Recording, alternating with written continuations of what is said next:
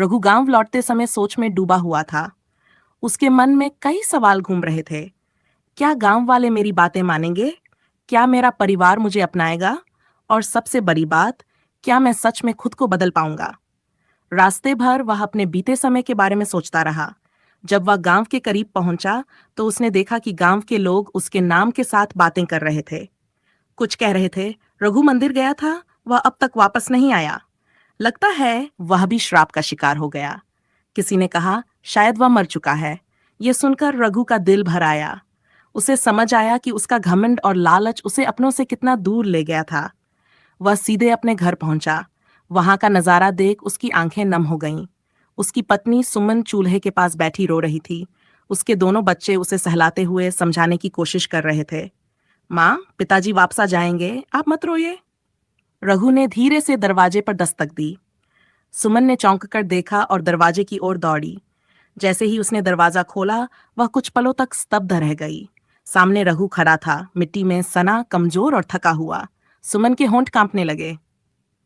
रघु, तुम जिंदा हो? उसने रघु को गले लगा लिया और जोर जोर से रोने लगी। लेकिन उसके आंसुओं में खुशी कम और नाराजगी ज्यादा थी। तुम क्यों गए थे उस मंदिर में? क्या मैंने तुम्हें मना नहीं किया था? रघु की आंखें झुक गईं। सुमन, मैं गलत था। मैं खुद को सबसे बड़ा समझता था। मुझे लगता था कि दुनिया मेरे इर्द गिर्द घूमती है। लेकिन अब मुझे अपनी गलतियों का एहसास हो गया है। मैंने उस मंदिर में बहुत कुछ खोया और बहुत कुछ सीखा। मैं तुम्हें और बच्चों को फिर से कभी दुख नहीं दूंगा। सुमन की आंखों में आंसू थे, लेकिन इस बार वह उसकी बातों में सच्चाई देख रही थी। बच्चों ने दौड़कर रघु को गले लगा लिया। रघु ने उन्हें अपनी गोद में उठा लिया और कहा, अब से पिताजी बदल गए हैं।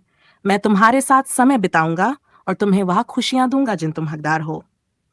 लेकिन कहानी यहीं खत्म नहीं हुई।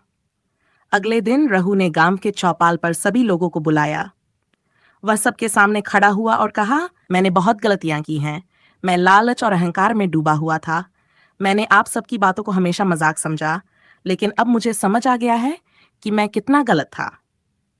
लोग चुपचाप उसकी बातें सुन रहे थे। एक बुजुर्ग ने कहा, तो क्या तुम उस मंदिर से जिंदा वापस आ गए? रघु ने सिर हिलाया और कहा, हाँ, लेकिन उस मंदिर ने मुझे मेरी असली जगह दिखाई। अब मैं चाहता हूं कि इस गांव की भलाई के लिए काम करूं। उसने बाबा की बातों को याद करते हुए कहा, मुझे अपने पापों का प्रायश्चित करना है। मैं चाहता हूं कि इस गांव के हर जरूरतमंद की मदद करूं। मैं हर बच्चे की शिक्षा के लिए काम करूंगा। हर परिवार को खुशहाल बनाने की कोशिश करूंगा। लोग उसकी बातें सुनकर हैरान थे। जो रघु कल तक केवल अपने बारे में सोचता था, वह आज दूसरों के लिए काम करने की बात कर रहा था। धीरे धीरे गांव वालों ने उसे माफ करना शुरू कर दिया।